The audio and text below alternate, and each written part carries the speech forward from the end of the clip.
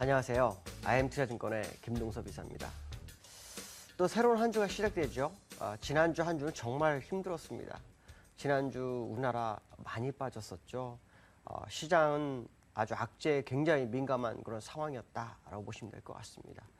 지난주 금요일 날 끝난 미국장, 유럽장의 모습을 보시면 유럽장은 많이 빠졌고요. 미국장은 낙폭을 줄이면서 끝나는 모습이었죠. 미국장의 모습을 보면 아랫꼬리가 길어지는 그런 상황의 모습이었는데 미국은 실업률이 7.6%가 나와서 개선된 모습을 보였지만 비농업 취업자 수가 8만 8천 명이 늘어났습니다. 그러니까 시장 예상치가 20만 명 정도 됐었는데 12만 명 정도가 줄어든 상황이었죠. 근데 실업률은 좋아졌습니다. 이 실업률이 좋아진 이유의 구체적 사항을 보면 구직을 포기한 자가 굉장히 많다라는 부분이죠. 결국 미국의 통화정책회의가 통화정책이 계속해서 진행이 되고 있지만 실효성이 떨어지고 있고 퀄리티가 떨어지고 있다라는 것을 다시 한번 확인시키는 그런 상황이 되어버렸습니다. 미국에서는 이것으로 인해서 양적 완화는 지속될 것이다라는 심리가 어저께 작용이 돼서 지난주 금요일날 아랫꼬리가 좀 생기는 그런 상황에서 낙폭을 좀 줄어졌죠. 근데 미국 같은 경우에는 지금 재정 정책의 부재가 좀 문제죠. 왜냐하면 슈캐스터가 문제가 되면서 실업자가 60만 명 이상이 올해 늘어날 확률이 높아졌기 때문에 오히려 실업률이 줄는 게 아니라 오히려 늘어날 수도 있는 그런 상황이 될 수 있다라는 생각을 한번 해봐야 될 것 같고요. 미국에서 지금 양적 완화에 대한 얘기가 굉장히 많은데요. 양적 완화 조기 종료 얘기가 나오고 있습니다. 가장 중요한 비둘기파들이 좀 움직임이 좀 이상하게 나오고 있죠. 특히 어저께 같은 경우에는 자넷 옐런이라고 해서 부의장이 상황에 따라서 양적 완화를 지금 줄여나갈 수 있다라는 얘기를 했죠. 그래서 시장과의 오해를 좀 풀어야 한다라고 얘기를 하고 있는데 이게 참 상당히 좀 심각해질 수 있는 그런 얘기가 되는 겁니다. 왜 그러냐면 벤 버네키라든가 자넷 옐런 같은 사람은 이런 얘기를 하지 말아야 되는데 어차피 벤 버네키는 올해로 일단은 임기가 끝나죠. 자넷 옐런은 차기 연준 의장으로서 강력한 후보자 중에 한 명이거든요. 그렇게 되면 결국 양적 완화가 올해까지만 지속될 확률이 상당히 높고 올해 안에도 종료 가능성을 이인자가 언급했다라는 것은 상당히 좀 심각할 수 있는 부분이 있습니다. 물론 좀 더 시장을 좀 지켜봐야 되겠지만 쉽지 않은 상황으로 가는 것이 아닌가라는 생각을 해봐야 될 것 같고요. 또 미국이 사실 버블 얘기인데 사실 버블은 아닌 것 같습니다. 지금 시장에서는 주택 경기는 살아났지만 어떤 고용에 대한 부분은 그렇게 좋지 않게 보는 그런 경향이 있거든요. 그래서 주택 경기는 살아났는데 오히려 고용에 대한 부분이 안 좋지만 주식 시장은 버블이다. 뭐 이런 얘기가 지금 나오고 있거든요. 그래서 이러한 부분들이 시장에 어떻게 작용하는지는 아직 시간을 두고 좀 지켜봐야 되겠지만 계속해서 화두가 되고 있다는 것은 좀 주의를 기울일 필요성이 있지 않을까라는 생각을 해보게 되고요.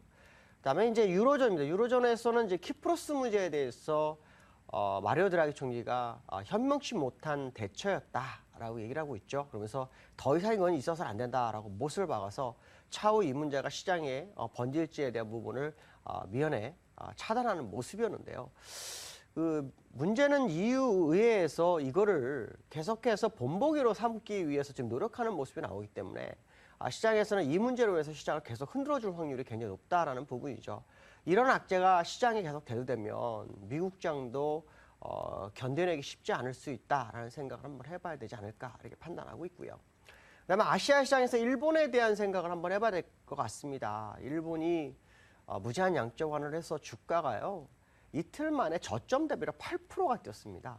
그러니까 무슨 말이냐면 마이너스 2%까지 갔던 주가가 양적 완화 발표하면서 플러스 2.4가 돼서 그 다음날 4%, 금요일날 4%까지 뛰어가지고 거의 8.4% 갔다가 윗꼬리가 지금 생기면서 밀려버리는 그런 상황이 됐거든요.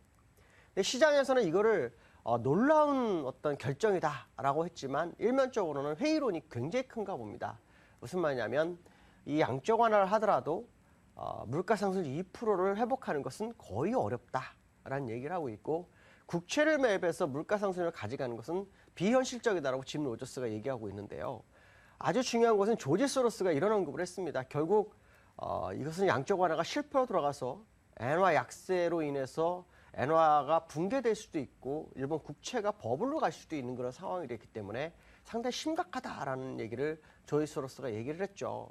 그 얘기 중에 하나는 뭐냐면 결국 G7에서는 추가적인 엔화 약세를 용납하지 않을 것이기 때문에 결국에서는 실패로 돌아갈 것이다 라는 얘기를 하고 있습니다. 근데 이 조지 소로스가 이런 얘기를 하니까 갑자기 생각나는 게 있는데요. 조지 소로스는 항상 자기가 뭔가를 했을 때 이런 얘기를 하죠.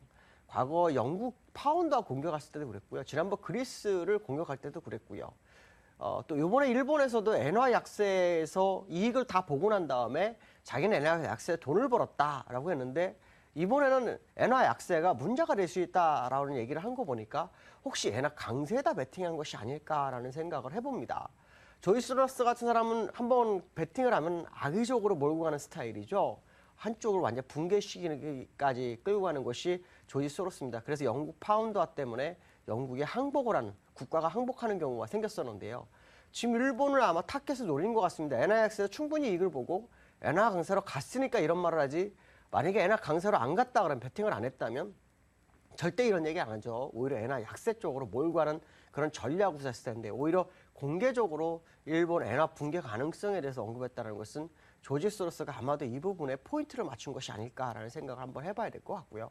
그 얘기는 조만간 엔화가 약세가 된다면, 약세에서 강세로 전환된다면 우리가 그동안 엔화 약세로서 힘들었던 부분 어느 정도 만회할 기회를 주지 않을까라는 생각을 해보게 되고요. 그 다음에 이제 우리나라죠. 우리나라는 지금 북한 때문에 아주 골이 아프죠. 북한에서 계속해서 시장을 흔들어주고 있는 그런 상황인데 아마도 그 대화가 이루어지지 않으면 약간 시장이 좀 어려우신 부분이 있습니다. 특히 10일까지 뭐 그 러시아 공관이라든가 북한에 있는 그 중국 대사관들이 다 철수를 권고했다라는 얘기가 지금 나오고 있죠. 그 의도가 뭔지는 좀 봐야 되겠지만 어쨌든 시장을 굉장히 불안하게 하는 모습이 있고요. 또 하나는 우리나라가 지금 그 한국은행과의 정책 공조가 이루어지지 않고 있습니다. 지난주 금요일 날 서별관 회의라 해서 금융 관계자들 중에서 뭐 예를 들어서 재경부 장관이라든가 한국은행장이라든가 이런 중요한 수장들이 모여서 청와대에서 회의를 하고 경제 점검하는 게 있었는데요. 김준수 총재가 거기를 안 갔다고 합니다. 안 가는 바람에 금리 인하가 안 될 수도 있겠다라는 것이 시장에 또 팽배해지고 있고, 그러면서 지난주 금요일 날 추가적 하락을 더 깊게 하는 모습이었죠.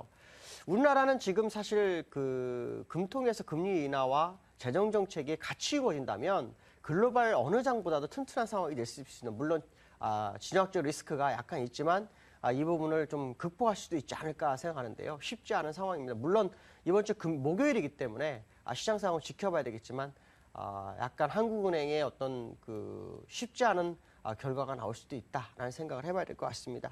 자, 기술적 분석을 한번 해보도록 하죠. 기술적 분석 보시면 미국장 아랫꼬리가 길어지는 그런 상황이었죠. 이 상황을 보면 미국이 추가적 하락을 원치 않는다라는 것을 나타내고 있고요. 그다음에 영국 차트는 좀 차트가 안 좋아졌습니다. 한숨이 나올 정도의 좀 안 좋은 차트로 바뀌는 모습이고요. 자, 그다음에 이제 일본 차트입니다. 일본 차트 보시면 십자 도지가 아닌 비석형이 나왔죠. 비석형이 나오면서 이렇게 되면은 추세 반전 시그널이 떴다라는 거죠. 그 얘기는 이제 일본은 추가적 상승 어렵다.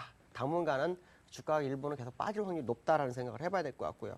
자, 우리나라는 제가 추세선을 걸었죠. 지난주 금요일이 어쩌면 바닥이었을 확률이 굉장히 높다라는 생각을 한번 하시면서 접근하시면 될 것 같습니다. 한 주의 시작입니다. 즐거운 한 주 되시고 승리하는 하루 되시기 바라겠습니다. 여기까지 하겠습니다. 감사합니다.